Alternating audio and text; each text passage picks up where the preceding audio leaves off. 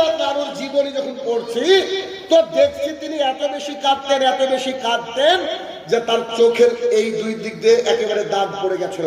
একটা ঘটনা ছোট্ট করে উল্লেখ করতে চাইছি, তা হচ্ছে দেখেন, কিছু মানুষ আসলেন ওমর ইবনুল খাত্তাব রাদিয়াল্লাহু তাআলার সাথে দেখা করবেন এবং যাকাতের সম্পদ দিবেন বাইরে থেকে।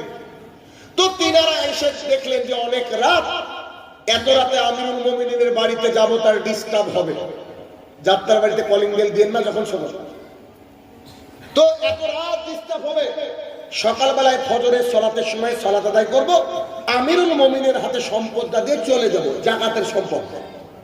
তো তিনারা মসজিদের মধ্যে ঢুকলেন, 2 রাকাত সালাত আদায় করে শুয়ে পড়বেন মসজিদে। তখন তো আমাদের মতো লাইটিং এর ব্যবস্থা ছিল না, তো একটা দীপ করে কোনো একটা দীপ বা বাতি কিছু জ্বলছিল। হঠাৎ করে তারা ঢুকে চুপ হয়ে গেলেন। কেন?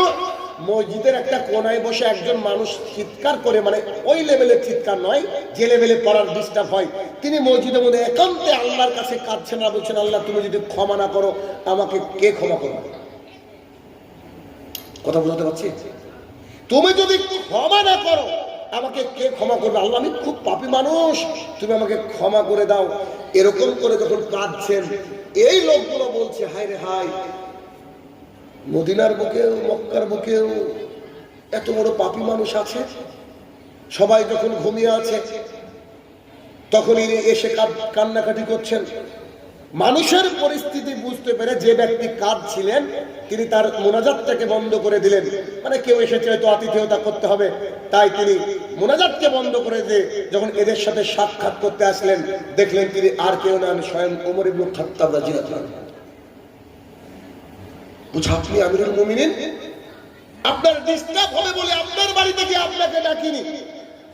তখন তিনি বললেন, দুঃখিত, সারাদিন জনগণের জন্য আল্লাহ আমাকে নিয়োজিত করেছে, আমি আমার আল্লাহকে সময় দিতে পারি না, তাই রাতের বেশিরভাগ অংশটা আমি আল্লাহর কাছে ইবাদতে কেঁদে কেঁদে কাটিয়ে দিই।